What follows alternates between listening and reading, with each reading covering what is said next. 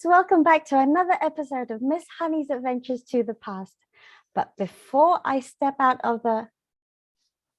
What's this car called? DeLorean. I've got Mr. Smith and Mr. Everett and Ground Control ISB helping me out here. I'd like to show you what we will be celebrating. Ta-da! Brunei's 38th National Day, which will fall next week on the 23rd of February. Here we see this year's logo that was posted on the Ministry of Culture, Youth and Sports Instagram page a couple of nights ago.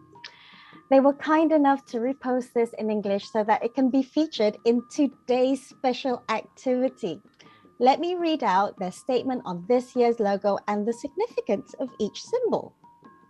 We are pleased to inform the logo of the 38th National Day celebration of Brunei Darussalam year 2022.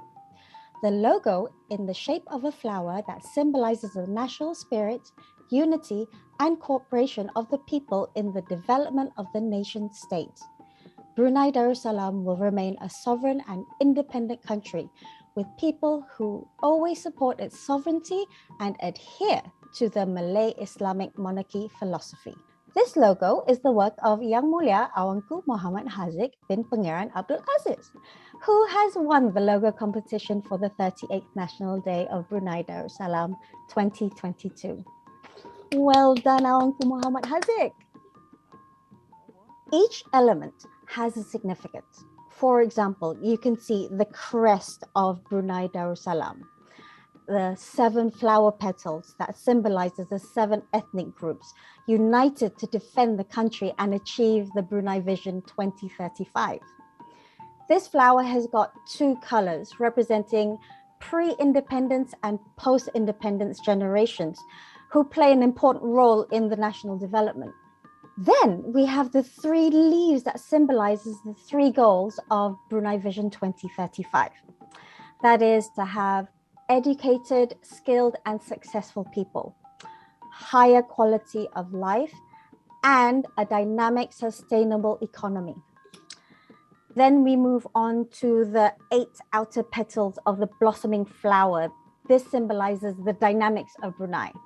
When they're all gathered together, the 3 leaves and the 8 flower petals means that the country has been independent for 35 years.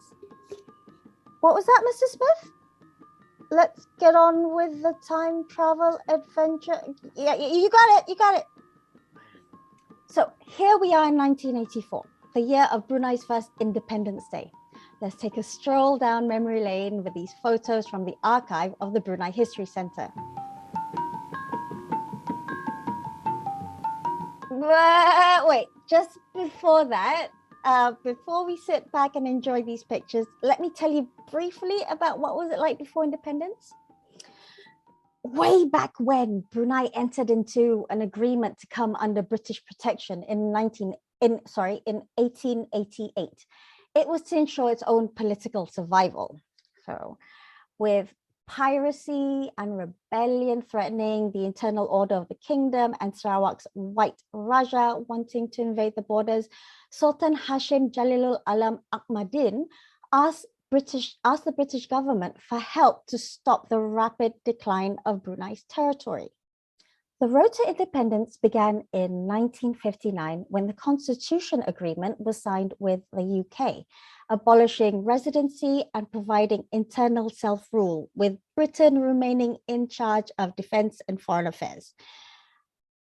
Following treaties with the United Kingdom in 1971 and 1979 set the timeline for independence, with Brunei to gain full control over its affairs on January 1st, 1984. Now, this is where it gets exciting. Reading the proclamation of independence at 12:01 a.m. on that day, His Majesty Sultan Haji Hasnal Bolkiah Muizzaddin Wat Daulah, the Sultan and Yang di-Pertuan of Brunei Darussalam, declared, "The time has now arrived when Brunei Darussalam will resume full international responsibility as a sovereign and independent nation in the community of nations." Negara Brunei Darussalam adalah dengan izin serta limpah kurnia Allah Subhanahu wa taala akan untuk selama-lamanya kekal menjadi sebuah negara Melayu Islam beraja yang merdeka, berdaulat dan demokratik, bersendikan kepada ajaran-ajaran agama Islam menurut ahli sunnah wal jamaah dan dengan berasaskan keadilan dan amanah dan kebebasan dan dengan petunjuk serta keredaan Allah Subhanahu wa taala juga akan sentiasa berusaha pada memperolehi ketentraman dan keselamatan, kebajikan serta kebahagiaan bagi rakyat beta, dan demikian juga pemeliharaan perhubungan persahabatan di kalangan antara bangsa atas dasar saling menghormati terhadap kemerdekaan, kedaulatan, persamaan dan keutuhan wilayah bagi semua negara yang bebas dari campur tangan dari luar negeri. After the proclamation was read, His Majesty's father, Almarhum Sultan Haji Omar Ali Saifuddin Sa'dul Khairi Waddin, led 3 chants of Allahu Akbar among the crowd of thousands gathered at the Padang. Sounds of the Hajra echoed through the field, and as a 21-gun salute was fired to mark the occasion.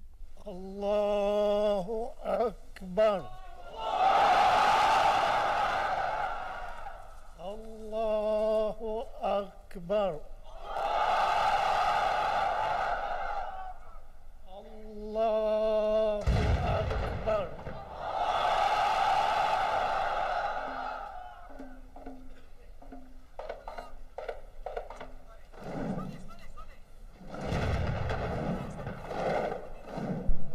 I know I sound emotional, guys, right now, but watching this with you is making me remember seeing it live on TV at your age, knowing that it was an incredibly important moment in Brunei history. Despite heavy rain that night, the capital, Bandar Seri Begawan, was filled to the brim with people spilling out of the Padang and SOAS Mosque, offering prayers for a smooth transition. Although Brunei declared its independence on January 1st, the date for National Day was set as February 23rd, 1984, with nationwide celebrations planned at Hasnal Bolkiah National Stadium. So 54 days later, in totally contrasting hot and sunny weather, a huge spectacle was ready to mark Brunei's first National Day. Okay, now children, I'm going to leave you with a few video clips of the grand celebrations of our first National Day parade for you to enjoy. Since this is a well-being activity, I'd love for you to go off and have a conversation with mum and dad, grandma and grandpa. Show them the video if you like, and tell them about what you saw. If you come from Brunei, it's highly likely that your parents remember these celebrations, and your grandparents may have probably participated in them. If you're not from Brunei, then hopefully this will help you start up a conversation about your own country's history. Posting any comments or findings is totally optional. The most important thing is that you have that conversation, and I really, really hope you enjoyed what you saw. This has been Miss Honey, over and out.